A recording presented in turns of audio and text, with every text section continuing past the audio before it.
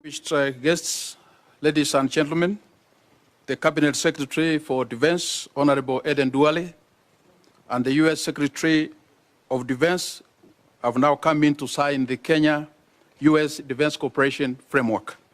Welcome, sir.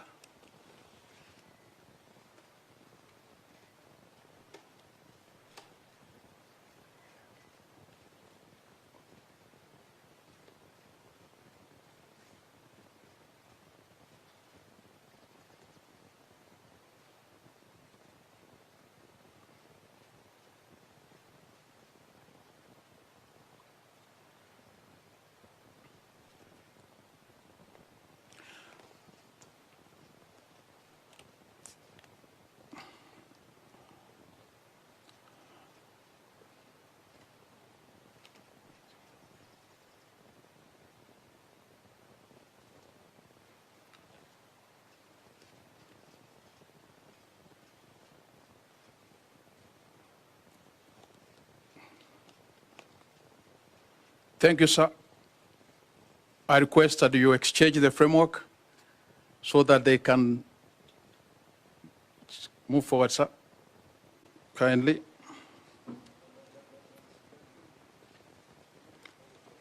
Thank you. Thank you. Thank you. Thank you so much, sir. Sir, I now call upon the Secretaries of Defense so that they can give media address.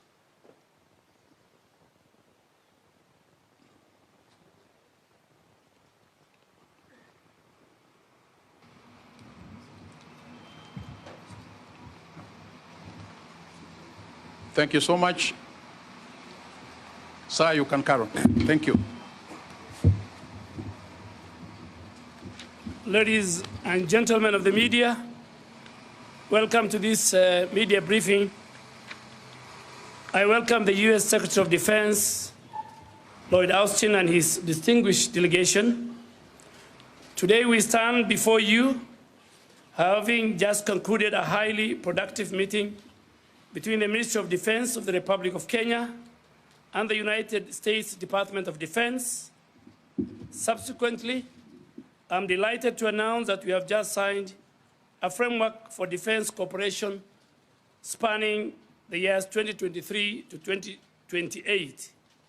This framework represents a significant milestone in our bilateral relations and underscores our shared commitment to peace, security, and stability in the region and globally. Let me highlight a few key points from our deliberations. One, we reaffirmed the strong and enduring partnership between Kenya and the United States.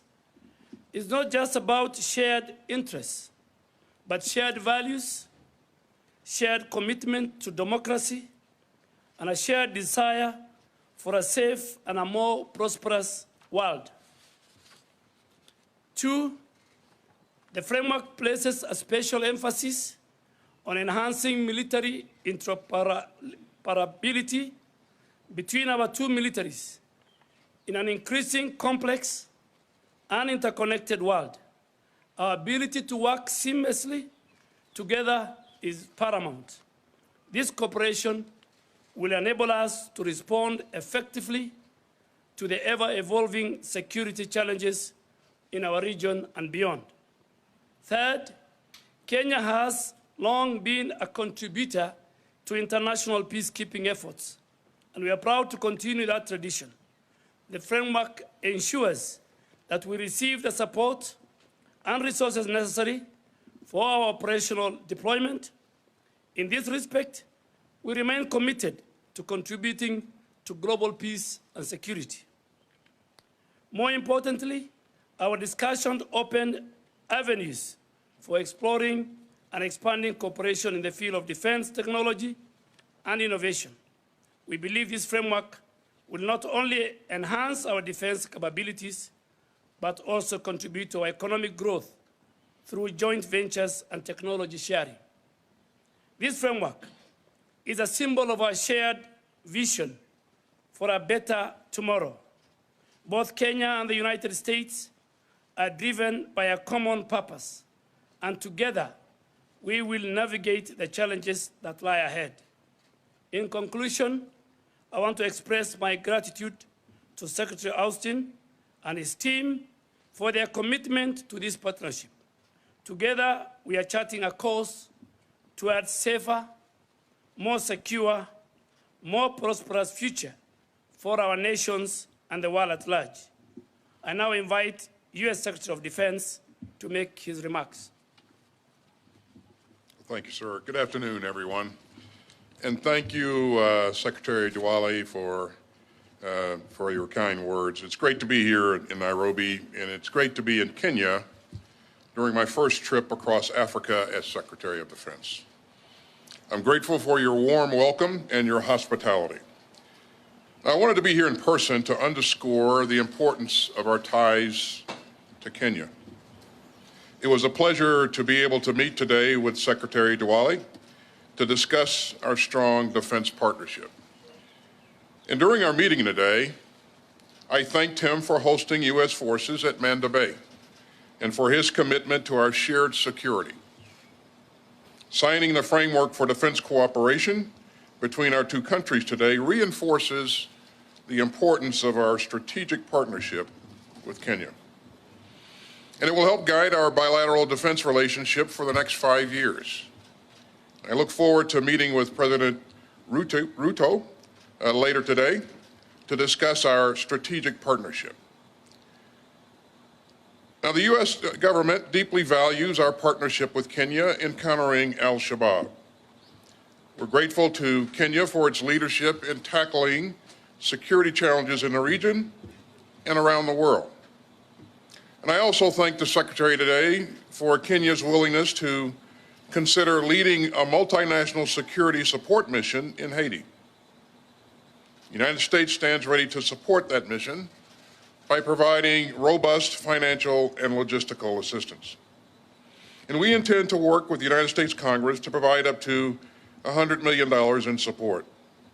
And we urge others in the international community to follow Kenya's great example and to step up and to provide more personnel, equipment, support, training, and funding. So the United States remains committed to working with Kenya to help bring stability and security to the region and beyond.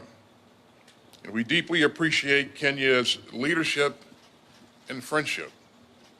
So thank you for being such great hosts and partners. And with that, we're happy to take a few questions. Thank you. Thank you, sir, for that. I think I'll give you time so that you can field your questions. Yes, Cyrus? Just kindly assist us with the mic. Here, come here. Sorry, Kindly introduce yourself and the media house you are representing. my name is Cyrus Ombati. I work with the Star newspaper. Secretary of State, Defense, I want to ask you about the foreign troops who are in Somalia under ATMIS. What's your assessment in terms of what they have achieved so far and the challenges they are facing and the way forward for you? Thank you. Thanks. So the question is, what is my assessment of progress against al-Shabaab in Somalia? We had a great discussion on Somalia today, and I think we both agree that Somalia has made significant progress in the last year against al-Shabaab. You may have heard us say earlier that they've retaken more territory in the last year than they had in the previous 5 years. But we know that progress is not always a straight line, and so we may see things improve significantly on one day, and maybe we'll see challenges on the next day. I had the opportunity to talk with the president of Somalia just yesterday while I was in Djibouti. Great discussion with him and his approach to, he talked about his approach to doing things, and he recognizes that along with military operations, you also need to do things to provide benefit to the people. And so stability operations are really, really important. And I think all of us in a discussion today agree with that point.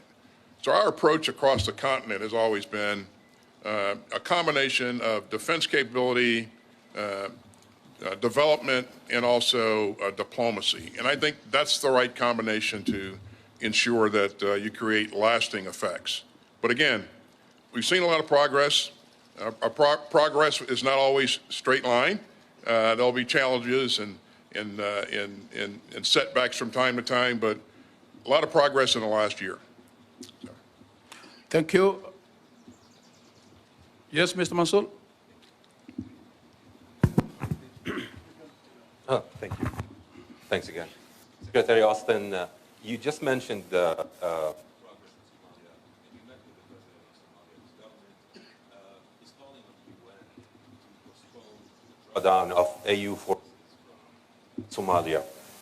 Does the U.S. support the rescheduling of this drawdown, and is the U.S. government open to the idea of adjusting its military posture and level of support to the region to prevent al-Shabaab from gaining advantage in Somalia?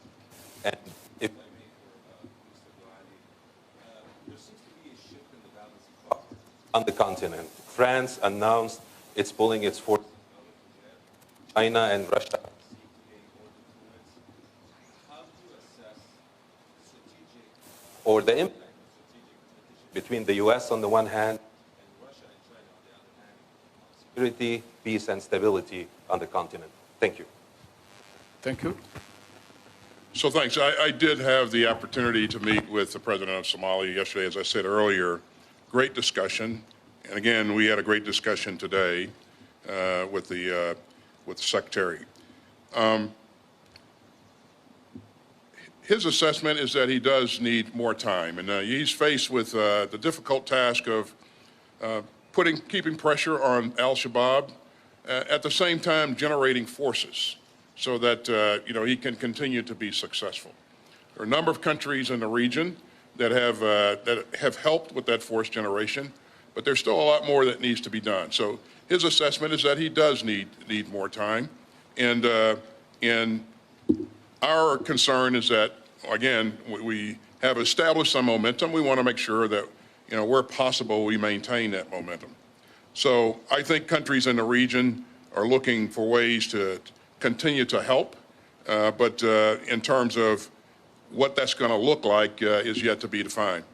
Now, I would also say that, as I mentioned earlier, it's not just the military force.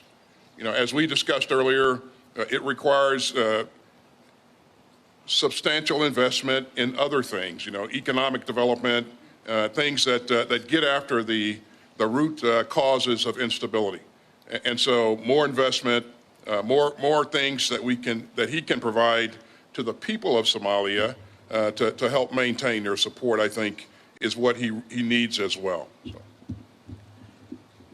I think we are here today to strengthen our bilateral defense cooperation with the U.S., which dates back to the 70s. So our shared values, our cooperation on defense, respect for democracy and human rights are what we share with the U.S. And from a defense perspective, we are working very well with the U.S., both in the Horn of Africa, in East Africa, and in the Great Lakes region. And that's why you see our troops serving under ATMIS, our troops serving under the UN in DRC, and our troops serving in DRC, Eastern DRC, under the East African Regional Force. So our cooperation with the U.S. is fundamental, and that's why we are here today. Secondly, I'm sure when issues of the region reaches the UN Security Council, all those other countries you're talking about, then they have their place and they have their space to contribute. Thank you, sir. Today is for our engagement with the U.S., what we do with them within our country and what we do with them within the region and Africa. Thank you, sir. Mary, I've seen you raising your hand. Let us give a lady also to ask a question. My question is to the both secretaries, sir. What are some of the benefits contained in the defense cooperation that has been signed today? And could you please elaborate if KDF is likely to have more intelligence share and maybe smart technology for the use in boosting the war against Al-Shabaab along the Kenya-Somali border? Let me take the first one. I mean, the greatest terror group in East Africa now is Al-Shabaab. They recruit, they radicalize young people for their own terror operations. And the US, under this framework, we are working with them on the whole space of counter-terrorism. We are working with the US in our maritime security. We are working with the US in bringing peace and security within the region, Horn of Africa, and the Great Lakes region and other countries involved.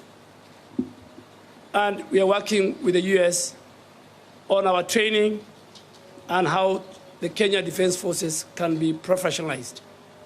And then finally, we have a serious cooperation under this framework on how we can gain from the US technology, defense technology, and innovation.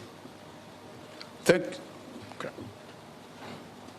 you, sir. I think because of time, I would like to have only one question. I can see CNN. Natasha, you want to ask a question?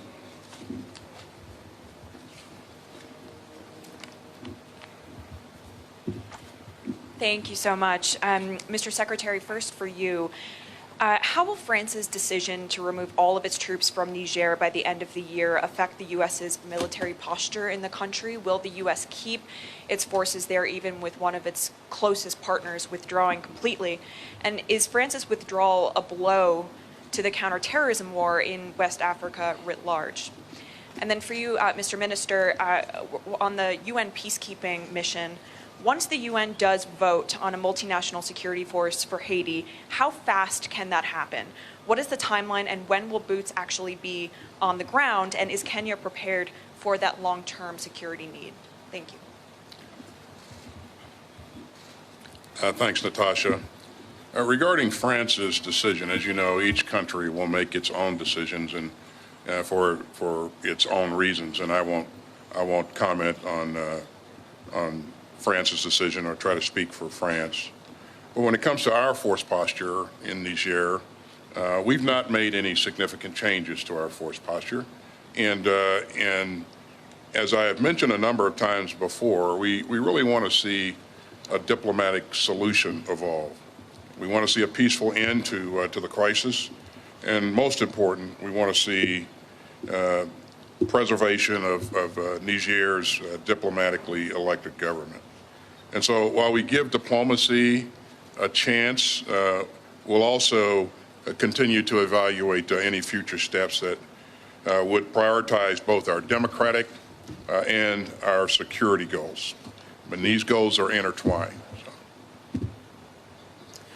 I think on Haiti, Kenya has a very long history of global peacekeeping. We were in Kosovo, we were in Namibia, we were everywhere. We are now in Somalia, we're in DRC. We have our officers in the Tigray monitoring and evaluation mechanism. When all the processes, beginning with the approval by the UN Security Council, are put in place, Kenya is ready, Kenya is willing to lead that multinational peacekeeping force that will go to Haiti. Thank you so much. I think for the interest of time, I know if we give you time, still you could ask as many questions as you could have wished. I request that now we move to, that marks the end of this press conference, sir. We now move to the photo session.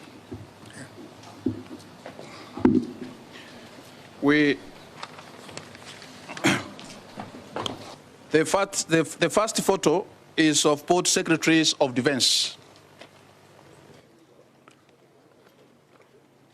Then we will also have the second photo, the CDF Kenya and the US ambassador to Kenya who will join in. Okay. Then who will join? Then let us have the second photo with our seat, the PS and the PS and the CDF.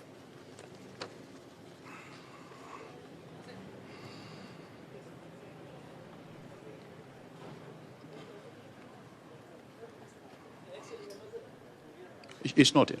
It's not in, sir. Let us have that one. Okay. Okay.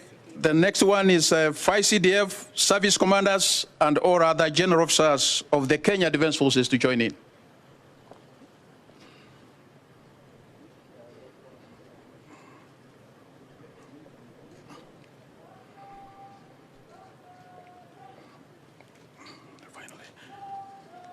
And finally, may the delegation accompanying the U.S. Secretary of Defense, Lloyd Austin, to the delegation, U.S. delegation, who just joined in. Kindly, we do it fast because the officials are to be engaged somewhere, and we need to save time.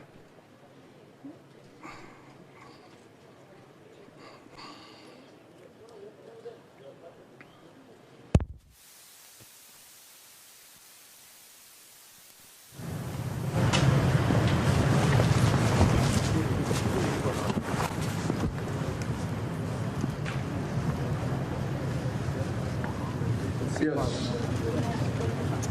Thank you so much. I request you initially.